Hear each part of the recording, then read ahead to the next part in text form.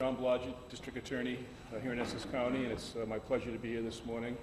I have a great sense of empathy for all of you who serve on boards or involved in city government. I myself have served on 3 different boards in my hometown, the city of Peabody. I'm currently still serving as the chairman of the school building committee.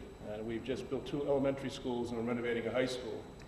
But in terms of my role as district attorney, I'm very much cognizant of the difficulties you often have in adhering to the open meeting law. So let me make it very simple for you, all right?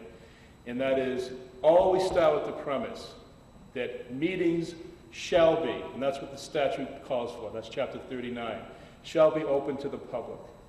Now, if you can always start with that premise, I think you'll do a good job in keeping yourself out of harm's way and out of trouble. The temptation is always there because of, particularly on volunteer boards, the temptation is always there, I think, to want to get your business done quickly, not because there's any sense of mischief that's involved or any kind of malfeasance, but it's difficult when you come home, you know, you get changed, you may or may not have dinner, you rush right out, you're at a meeting, and then people come down and they complain about certain things and you get frustrated, but think about it. I mean, that's what democracy is all about.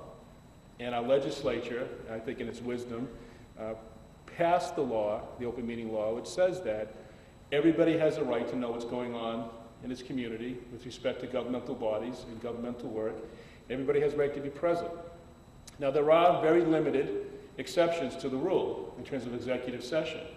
And oftentimes, boards get themselves in some difficult situations because they're stretching to find that executive session exemption.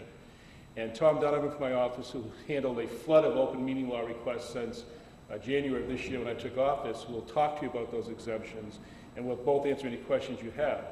But you know, again, I commend you for the work you do, for being part of the fabric of your community. I mean, that's important.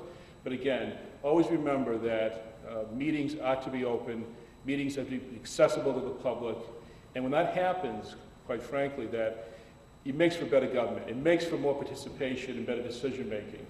And you also keep yourself out of trouble. When people, again, kind of fall temptation and want to have meetings in private, when it's governmental business, you are going to make, that's going to become the story, that's going to become the issue. So be very careful in going down that road. Be very careful in your analysis in terms of keeping meetings anything other than open to the public. We're here to answer questions. If you have a question ahead of time, call us. I mean, we are responsive. We'll get back to you. If you have an issue or a question that you're not sure about how to go into a meeting, or whether it's proper to go in executive session or close the session, call us ahead of time if you can, and we'll answer your questions for you. I mean, that's what we're there for. And again, I mean, I've been down that road. I've served on 3 boards, so I know how sometimes it's frustrating when you feel you're doing the right thing, but doing the right thing isn't often easy, and you have to make sure the public's readily accessible to your deliberations and your decision making. Wow, the Leaning Tower of Gloucester. We said the city was crooked. Yeah, Liz proof.